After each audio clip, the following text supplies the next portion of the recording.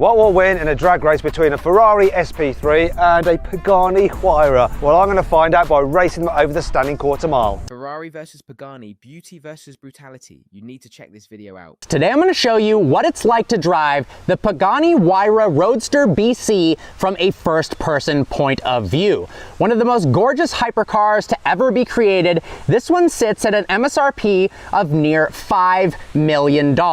And today you're going to see a first-person point of view driving this unbelievable machine. The Huayra opens up completely like a transformer. This is one of the coolest things I have ever seen in my entire life. From the front end to the back, full exposed carbon fiber that shows the glorious powertrain. This is an AMG-derived 6-liter twin turbocharged V12 that makes 800 horsepower and 775 pound-feet of torque.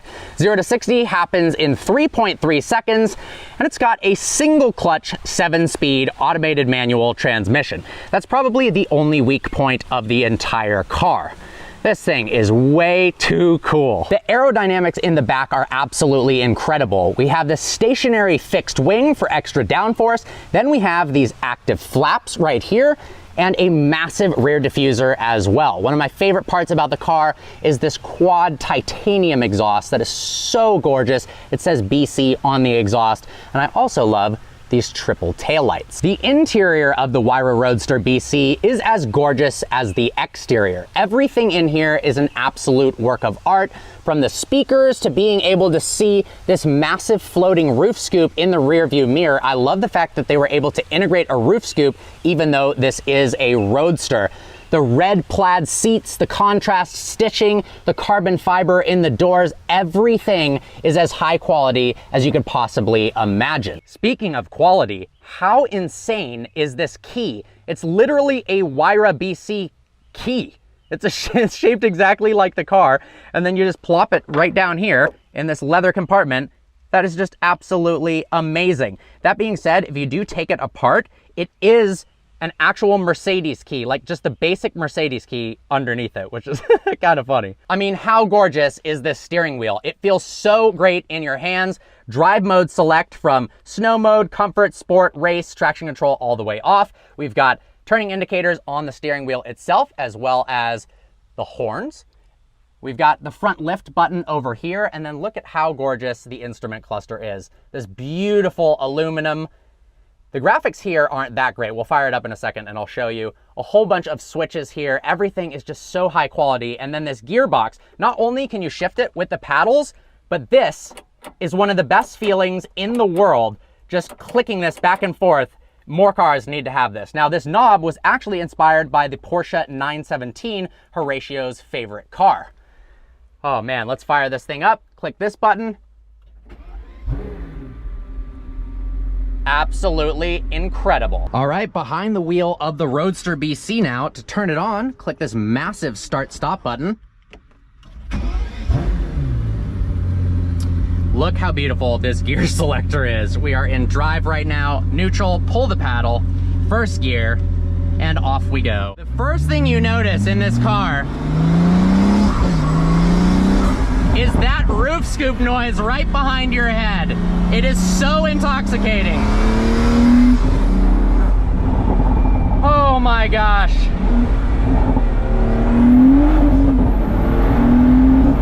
Oh my God. Watch those active flaps coming up as I'm braking to slow me down, acting as an air brake. That is just the coolest thing.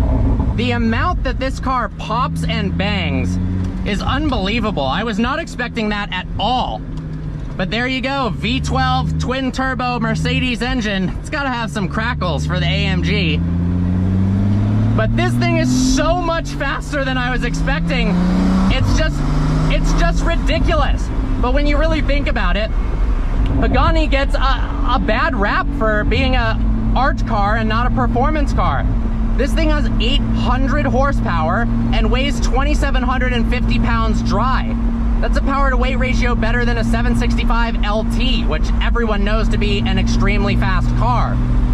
Yes, it has a bit of a clunky gearbox. It's not my favorite. It's a single clutch automated manual transmission. It does downshift instantaneously, but the upshifts are pretty sluggish, and around town it kind of bucks back and forth a little bit. But the thing that kind of is really interesting, if you come to a stoplight and you're in first gear, eventually after like 5 to 7 seconds, it pops out of gear into neutral. So you really got to be paying attention to make sure if it does go into neutral and you're on a little bit of an incline, you put it back into first so you're not revving it while you're rolling backwards into somebody behind you and then smashing the back of your $4 to $5 million Pagani. This might be the most expensive car I've ever reviewed. Legitimately. I mean, this is just ridiculous. Truly ridiculous. But it's not quite as intimidating as I was expecting. It doesn't feel that big. It doesn't feel that sketchy. Even in race mode right now, which has very limited traction control. I'm curious, let's put it into comfort mode. Oh wow, the throttle response is so much less. And then we've got no cracks and bangs. Wow. I mean, that is a massive, massive difference in comfort mode right now compared to race. Now, let's try accelerating in sport mode, seeing what that's like. It lights up in red for sport mode. I'm gonna go ahead and downshift.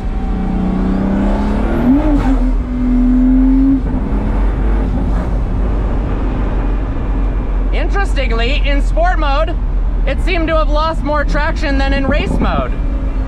How is that possible? We'll try one more time, but that, I mean, the tires just lit up. Oh my God.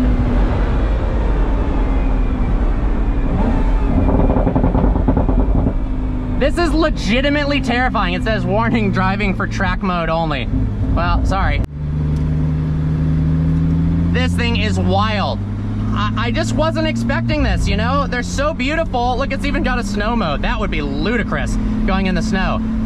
I just wasn't expecting it to be this awesome, to be honest. I know they look cool and their interior is absolutely a work of art. Everything's incredible in here. I mean, I can't stop staring at everything in the interior.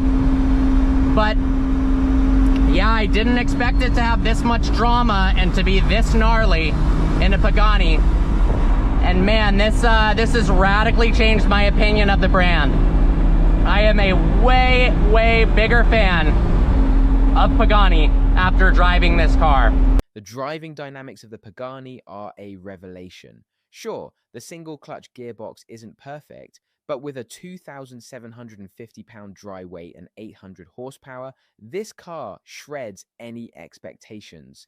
And those crackles and pops from the exhaust, pure automotive theatre. If you want raw, unfiltered performance, the Roadster BC delivers like no other. Once again, visited by automotive royalty. This achingly beautiful car is the new Ferrari Daytona SP3. This, to me, is what Ferrari is all about. V12, rear-wheel drive, 7-speed transmission.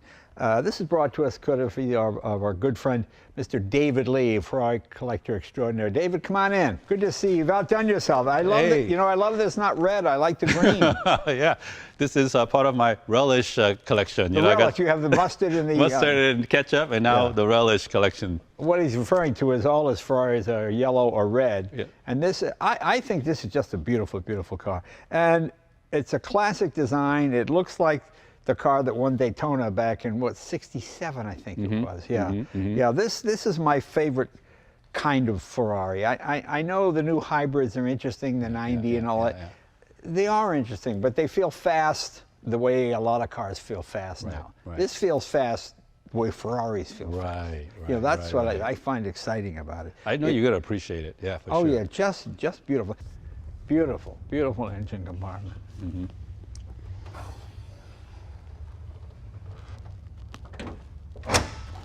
Let's take it for a ride. All right, Jay, let's do it.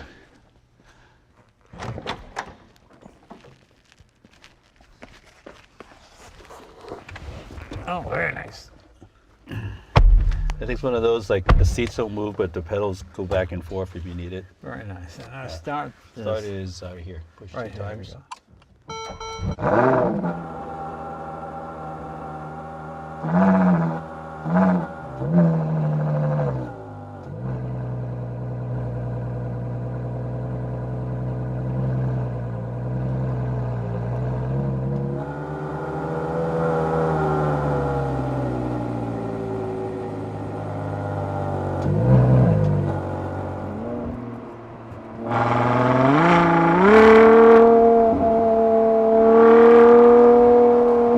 Sounds great. Yeah. You know, it's so funny. Ferrari never ever used the name Daytona before. I think this is the first time. People called it the Ferrari Daytona because it won. Yes. But yes, yes. Ferrari You're never right. called You're it right. that. You're right. You're right. And then it got to be such a name associated with the car. I will call it.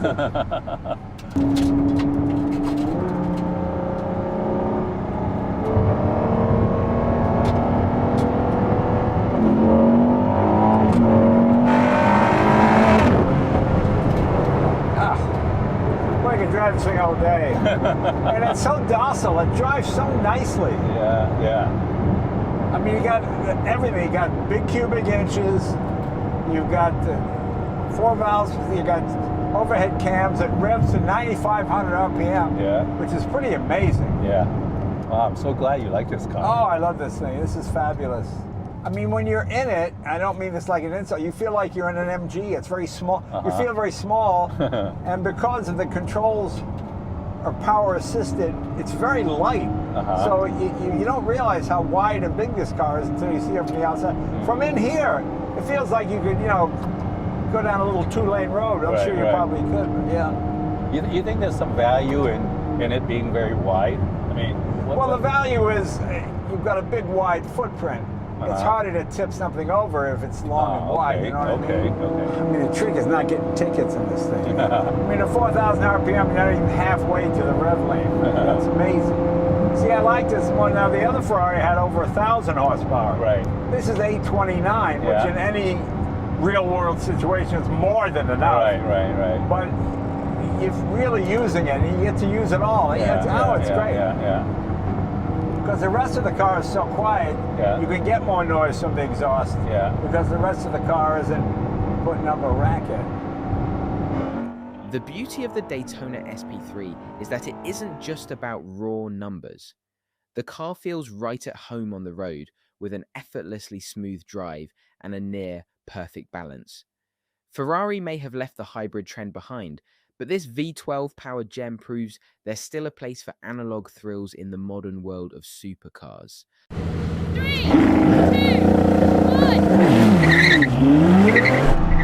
1. We're off. Come on.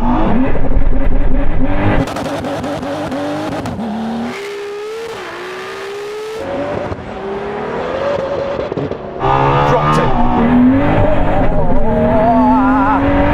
Where is he? No chance.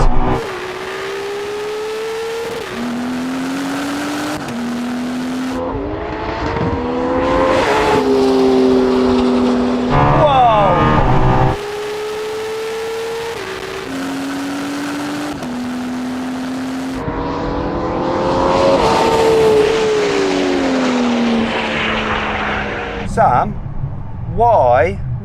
Why? What happened? Oh, traction issue. Do you want another go? Do you reckon you'll get it better? Yeah, that was just cold tires. It will go better. If the lovely gentleman who let us do this will let us, yes, it will go better. Okay, I'll let you have one more go. Best 2 out of 3. That sentence makes no sense. What, 2 out of 3? You said, oh yeah, sorry, one more go, best 2 out of 3. Oh, shut up. This has got a lovely brown interior. Was it cream before? Yeah. Oh my God. Come on, you're a professional. 3, 2, 1.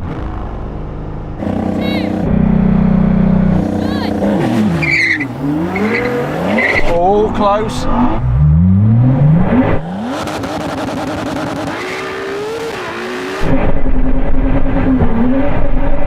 Come on, Ferrari. Yes.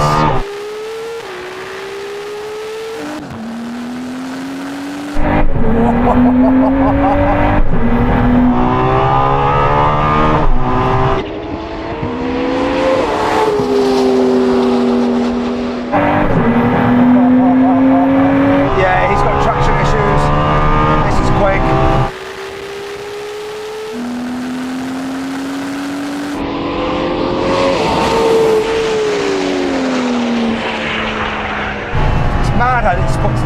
power. Really good.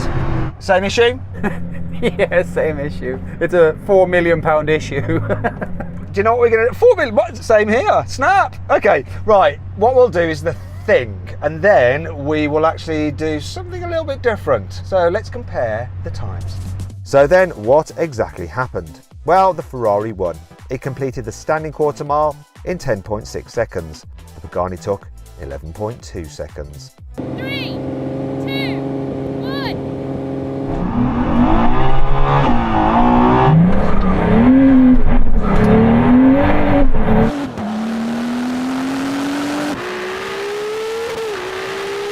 Where's that Huayra?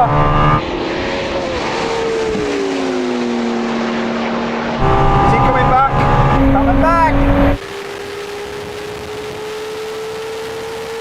I don't think so. Despite both cars sharing a similar pedigree, the Ferrari still pulls ahead in the quarter-mile race. With 10.6 seconds on the clock, it's clear that Ferrari isn't just about raw power. It's about how that power is managed and delivered. While both cars come from incredible engineering backgrounds, the Ferrari's superior traction and precision really stand out. The way it lays down its power off the line is just unmatched. Every shift, every turn of the wheel feels deliberate, calculated, and precise. That's Ferrari's magic. They don't just build cars, they craft experiences. It's not just about the numbers either. It's the way this car feels at full tilt. The Ferrari dances around the track, gliding effortlessly and demonstrating why it remains a benchmark in the supercar world.